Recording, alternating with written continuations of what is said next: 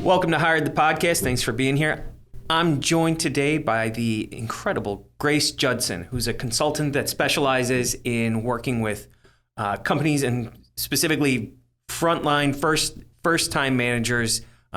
She's a self-described leadership geek, really focused on helping companies create and empower great new leaders instead of trying to rescue bad ones. Did I say that right, Grace? Pretty much, yeah. I think there are too many instances of companies that promote somebody from individual contribution, pat them on the back, shake their hand, and say, congratulations, go forth and lead. But it's such a vastly different, I call it like a Grand Canyon-sized gap between what you have to do to be a really excellent individual team member versus what you need to know and the skills you need to develop in order to actually lead the team. Mm-hmm. Yeah, it's a totally different skill set. No matter what you're doing, sales, marketing, engineering, operations, anything. Oh, yeah. Doing that job is so different than leading people doing that. It's a totally different job. It is a completely different job. And the old saying, what got you here will get you there. The skills involved of being an individual team member are, detail-oriented, focus on the task, get the task done, pay attention to quality and deadlines and all of that. And in becoming a leader, you need to know how to enable your people to do that, rather than making sure that you're the one who's doing all the work. And that's a very difficult thing for people to shift on because it's counter to everything that made them a success up until this point. Yeah, it was one of the hardest things for me when I took on a leadership role was delegating, giving up control, terrified that if I didn't do it, it wasn't going to be good enough. Right. And that failure was going to be on me. Yeah. Well, and I think that is a large part of what's going on right now with this thing that Microsoft actually termed productivity paranoia that I think we're seeing a lot of in the business publications and on LinkedIn and whatnot, which is where, especially when you've got a hybrid or remote team, everybody's running around wondering, what are they doing? And instead of being able to walk by somebody's desk and see that, they're sitting at their desk and their keys are clacking, they now have to trust. And that's a shift from pre-pandemic to now that is just adding to the complexity of what it means to be a manager. Mm-hmm. It's also, I think you need to be so much more deliberate now. You used to be able to manage by walking around, just seeing what people are working on, hearing the conversations they're having, taking a glance at the projects they're working on, stopping by and asking if they need help. And you can't do that anymore without the deliberate action of doing that. How are people overcoming that challenge of not having the proximity to others? Well, one of the really unfortunate ways that some organizations are doing it, and I'm not blaming the managers on this one, I'm blaming senior leadership on this, is to actually install tracking software. Mm-hmm. So, and I have seen cases where some organizations are literally requiring people to work on camera, which would just, talk about Big Brother watching you. It creeps me out to even think of that. And a lot of people are quitting because of it, or really, And the other thing that people are doing is monitoring computer activity, key clicks, mouse jiggle. They actually have something that you can buy if your company is doing this, and I'm not sharing any big secret here because all you have to do is Google it. There are actual software and hardware mouse jigglers. Mm-hmm. It's really sad. It's the wrong way to do it. Now, what needs to happen is that people need to understand the objectives, both in terms of the larger picture, because we all do better when we know what the bigger picture is that our specific task fits into. And they need to manage to the objectives and to the production of outcomes rather than the time involved. So that if somebody is working on a really naughty software problem, for instance, they may not actually be on their computer all that much. They may be working on paper and pencil.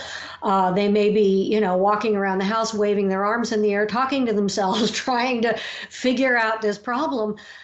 But what matters is not how they do it. What matters is that it is, in the end, done with the appropriate quality and the appropriate, whatever budget might be involved and the appropriate deadline. That's what we need to be managing to. It's a bit of a shift, and it sucks that it's a bit of a shift because it kind of always probably should have done this way, but Yep. leading to the results, not managing the task. Right. And that really empowers the individual, which is what, as a manager and leader, you want to do things in the way that works best for them, because we're all individuals. We have our own individual way of working on things, and to learn for themselves what works and what doesn't work for the things that they need to do. And of course, this is where your point earlier about delegation really comes into play, because it can be very hard to trust that your people are going to get the job done when you've always done it yourself in a particular way, and you may believe that that is the right way to do it. But and that's what we're taught all through school, right? I mean, in grade school, you're supposed to show your work.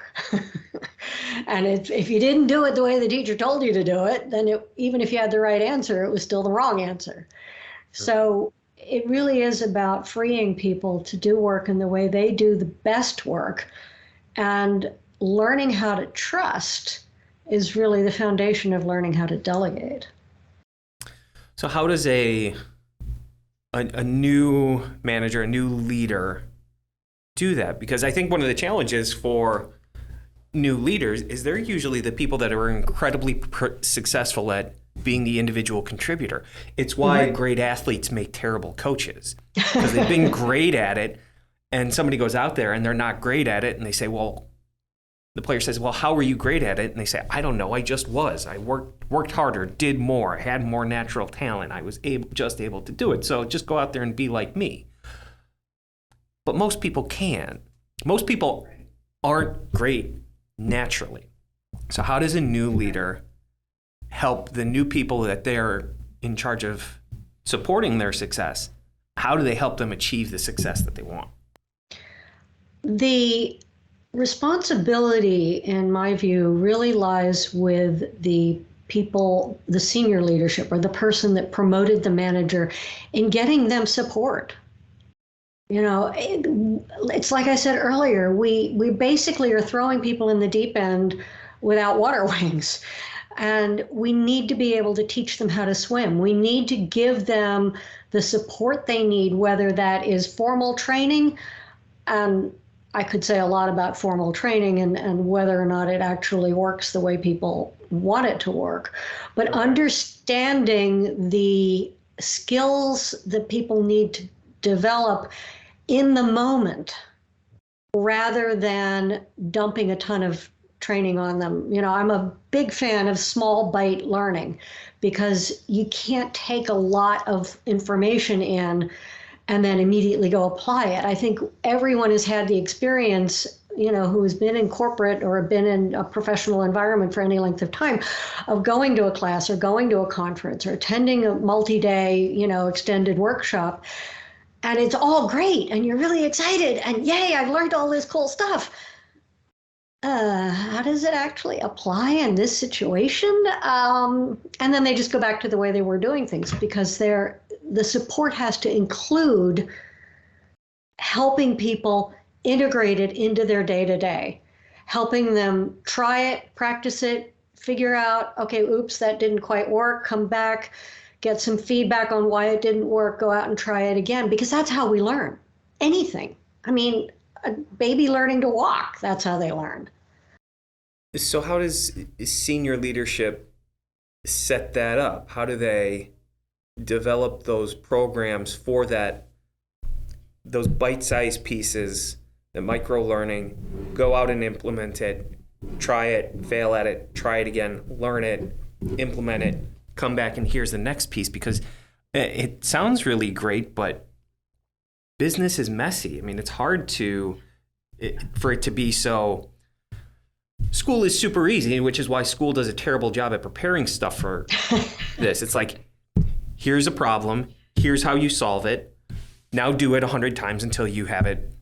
Right. Business isn't like that. It's not like, here's a problem, here's how you solve it, go do it 100 times in a row till it becomes a rote skill. There's almost nothing like that happens in business. Right. One of the things I often say is that management and leadership, they are technically two different things, but if you're leading people, if you're managing a team, you are a leader. You have to be a leader. Mm-hmm. And I often say that it is a big fuzzy gray ball of uncertainty.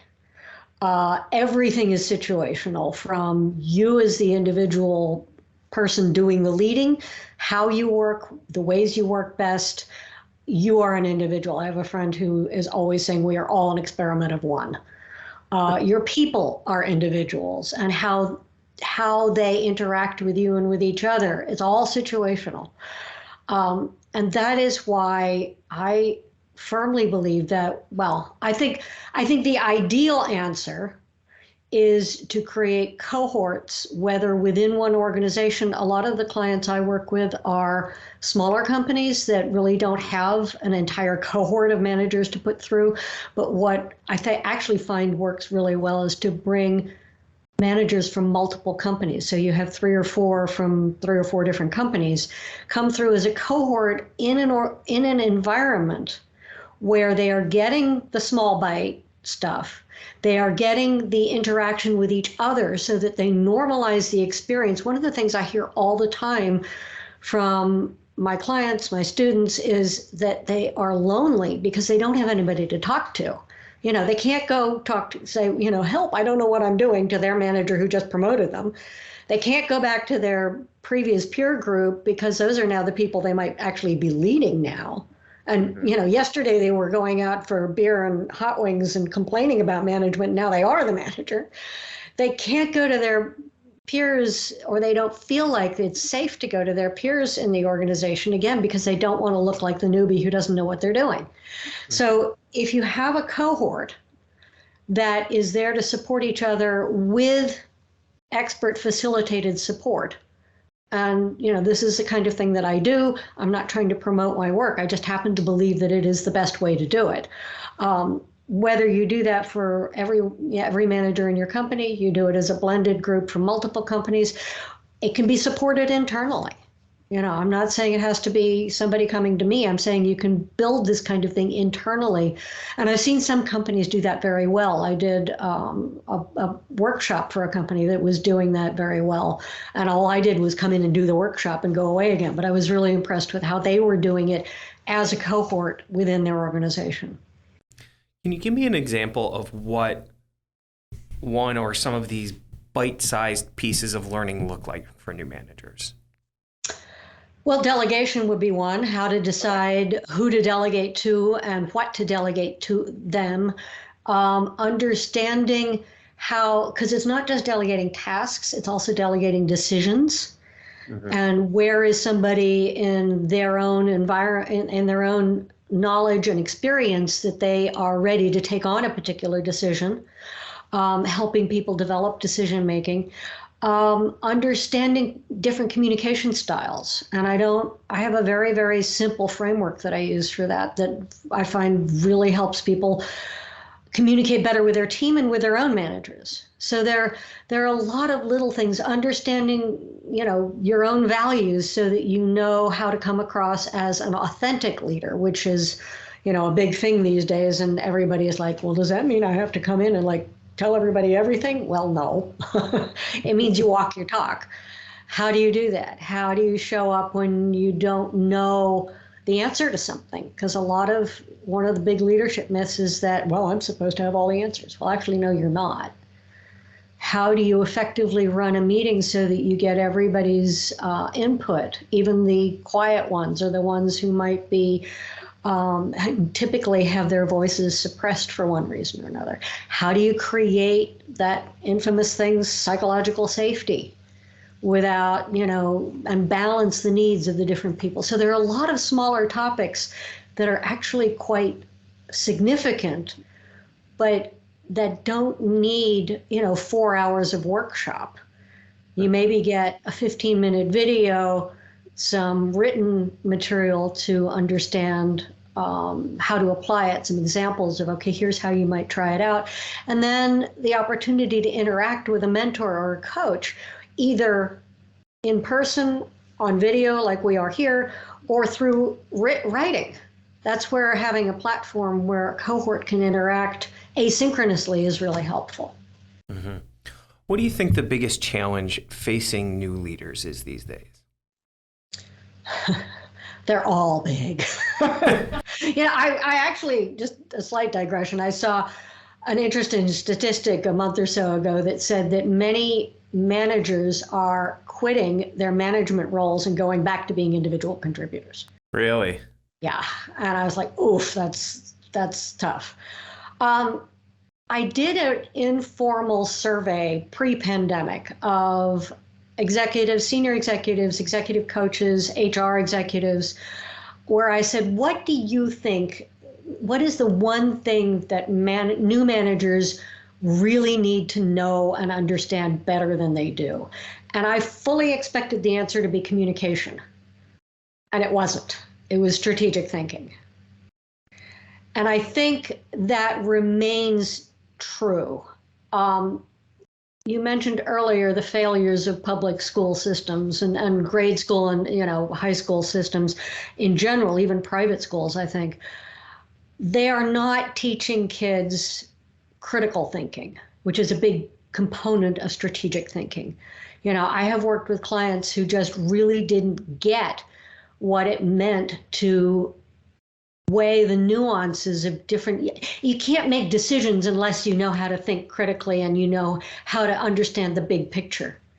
So I think that was something that sort of an aha moment for me pre-pandemic when I did that survey, and I think it remains the case. I think understanding context, critical thinking, and strategic thinking. And I was just in a conversation earlier today with somebody about how we have started, maybe not even started, but how we conflate strategy and tactics, so that when somebody talks about strategic, air quotes, stuff they're doing, it is often tactical stuff, not strategic. And so that's a big part of it too. So how does a new leader develop that skill? If that's the biggest challenge, and it's a skill that not a lot of people are taught or taught well. Everybody thinks they're great at strategic thinking, but right. TBD. So how can we work to develop that skill? Okay. Excellent question that probably has a fairly complex answer, but I'll try to make it simple.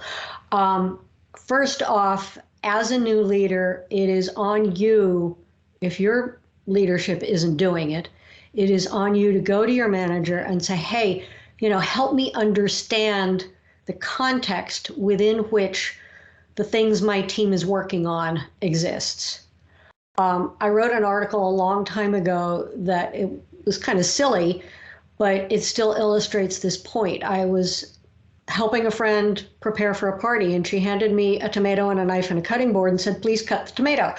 And I'm like, okay, great. I'm happy to cut the tomato, but is it for sandwiches or is it for salad? Because if it's sandwiches, you want slices. If it's salad, you want chunks. That's the kind of thing I'm talking about. People do far better work if they understand what the goal is of a particular task or even a whole project. What is the context? Once you understand context, you can then apply your own knowledge and awareness in a process of critical thinking to see what the best way is to get to that end. I could very easily have cut slices, and what she really wanted was for salad, and then oops, that wasn't going to work real well. And this is the kind of thing that I think managers often either don't know themselves what the context is because they haven't asked, They then get into leadership and forget that they need to tell their managers, and they can't communicate it to their teams. And that, I think, is really the best first step, is to understand what is the company strategy, the division, if you're in a bigger company, the division or department strategy, your immediate team strategy, because it rolls down. And how does your work fit into that? And then you can make decisions about who the best person is to work on something, what the best way is to get to it. Yeah. We've been reading, as a company, as leadership group, we've been reading Lencioni's 5 Dysfunctions of a Team. And we realized that we've fallen into that trap too, that leadership has a vision, and some of it we think is communicated out, but the greatest fallacy about communication is that it's actually happened. Right. And we realized that we've got our sales leaders over here, and we've got our marketing leaders over here, and we've got our operations leaders over here, and we're never getting together as a collective to discuss what the objectives of the company as a whole are. Right. And how each department is working independently and how they should be working together to achieve those goals, to achieve that vision. And we're a small company. I mean, we're 30 people. I can't fathom how this is going on in 500,000, 10,000 person companies where people know the reason for what they're working on. It's just a task that they're supposed to do. So you said you specialize in helping small, mid-sized companies, correct? And that's what most companies are. Almost all companies are small to mid-sized companies. Right. How does leadership effectively communicate the purpose of what the manager is trying to get their teams to accomplish, so the manager can then communicate to their teams the purpose of what they're trying to accomplish? This is going to sound kind of odd, but they have to know what it is to begin with. And all too often. That's for damn sure. Yeah. All too often, it's fuzzy even from that perspective. Now, let's say they do know, they've been working on something for, X number of months. Let's say it's a strategic change of some sort. What often happens is that the people who are rolling the tasks or the projects downhill, so to speak, have been so steeped in it that it's the curse of knowledge, right? They know it inside and out. And so it can be very difficult when you know something really well to communicate it effectively to somebody who doesn't know it at all. Mm-hmm. So leaders need to really get that they know this thing really well and they're trying to communicate it to somebody that doesn't know it at all. They also need to be very clear that they also may be really bored with it by then and ready to hand it off. So just get it out of my office, which does not lead to good communication. But they also need to understand the value of defining their terms. What do you mean by that?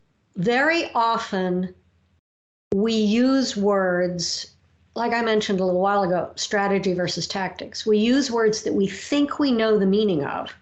I worked a while ago with a leadership team. It was a small team, it was just 3 people, and came to discover that the reason that they were having so much internal conflict was because they each had a different definition of success.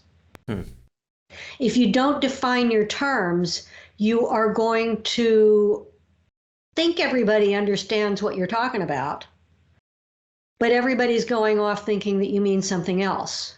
Mm-hmm. Because they're defining it. I heard a story about a leadership team that went away on a retreat, and they were talking about, what their values were. And it turned out that even though for whatever reason they were all, trapped in hustle culture, every one of them actually valued family. And they ended up sort of sitting around the room looking at each other going, wait a minute, we are not acting according to our values here. Mm-hmm. So I talk a lot about values because I think it's really important to understand what they really are. I think a lot of companies put values up on the wall on their website that they don't actually follow. It's just, pretty wallpaper. But again, even with values, you have to define your terms. What does it mean? And a colleague of mine recently posted something on LinkedIn about he has done a number of different audits of customer service teams. He's a customer service. His name's Jeff Toyster. I'll put in a plug for him because he's really good at what he does. And he's done a lot of audits of customer service teams. And he found that the single biggest, most indicative indicator, a little redundant there, of success within a team was whether or not the team members all knew what the mission of the team was and how they were supposed to enact it. And what that came from was that the manager knew and communicated it. And I thought that was just really fascinating, that all it really takes, because from that so much derives, right? If you know what your mission is and you know how you're supposed to fulfill it, then you know what you're supposed to do, you know how you're supposed to communicate, you know how you're supposed to show up, all those things. It's the difference between working with a purpose and completing a task. Right, yeah. And I think this goes Thank you for boiling my long-winded. Well, I think this goes back to something you've talked about a lot, and that's the importance of culture in creating an environment for success. Mm-hmm. And that can be incredibly difficult, I think. Culture is such a big buzzword, but nobody really knows what it is. I don't think anybody really knows what culture is. It's the old definition of the different definition of pornography versus art. I know it when you I'm see not it. sure what it is, but I know when I see it. Culture is the personality of the organization. Mm-hmm. And it shows up in different ways, and it can also be the personality of the department. It can be the personality of a team. And that can be dysfunctional. I mean, we all know people whose personality makes us want to run in the other direction. And we all know people whose personality makes us want to go out and have coffee with them. Mm-hmm. What can a new leader do to establish a culture, create a team personality that generates an environment where people can be successful and want to be successful? It's hard to do if you're in an organization where the overall culture is not a fit. Now, I am not a fan of hiring for fit. I think we need to hire for additively, not for fit, but that's a whole different discussion. If you're working for an organization where the values are clear and well understood and enacted rather than just claimed, people are walking the talk, then you're in a really good place and you can work with that. Intentionality is everything. A lot of times managers are just so overwhelmed with the day-to-day that it's hard for them to take that step back and have the perspective to really understand their values and the fit of their values, I will say fit in that context, with the organization's values. And one of the things that I think people really bumped into more consciously than pre-pandemic, during the pandemic, was what is called moral indignity. It's where it's a mismatch of how you believe the world should work and work should work and how the company actually operates. As an individual manager in an organization, I often say that the first line manager is where the rubber of leadership meets the road of the individual employee. Because you really are the living, breathing representation of how a company's culture is. And you, as the manager, to be able to be partly introspective enough to understand how that actually shows up for you, but also observational enough to see what is going on. I mean, a lot of managers, I can remember when I was first in management and I was like, okay, whatever, this really isn't working. And I'm not sure I know how to fix it. And I didn't at the time have the knowledge that I have now to say, okay, what one can do in that situation is to step back and really look around at how things are showing up and how you want to show up. And then do what you can within the context of your company culture to represent that. If this is sounding like a fuzzy and sort of hand-wavy answer, it's because this stuff is. It is not concrete. But No. And it is very situational. Yeah, but I think you made a really good point in there that, culture's really fuzzy. Values are less fuzzy. And so looking for people, hiring people and developing people that fit your values, but enhance your culture. Exactly. Yes. Well, You keep great. summarizing my long-winded answers in beautiful soundbite mic drop. No, it would kill me if I tried to drop this mic. These things are a couple. Grace, this has been fantastic. I really appreciate it. If people want to connect with you, if they want to take this conversation further or talk specifically about their company or their teams, what's the best way for them to find you? My website is my name, gracejudson.com. I am very active on LinkedIn, so by all means connect with me on LinkedIn, follow me, whatever. I will say, you can message me on LinkedIn, you can send me an email through my website. This is going to be a little bit of a timely thing, since podcasts are kind of evergreen out there. But as of this moment, I am actively recruiting people for a free manager group that I'm considering starting. If I get a critical mass of it, it will be a go. I've done a lot of group creation and facilitation, and I know that without that critical mass, it doesn't serve anyone. But I just want to be able to offer managers a place where they can talk amongst themselves, normalize their experience, and then get some support from each other as well as from me. That sounds like a tremendous endeavor, and I hope to get this out soon so that people can take advantage of that. Cool. This has been fun. You ask good questions. You make me think more than most podcasters do. Oh, thanks, Grace. I really appreciate that. Well, thank you again to you. Thank you to Noah Cuff, our producers, has been hired the podcast. Thanks, everyone. Talk to you soon.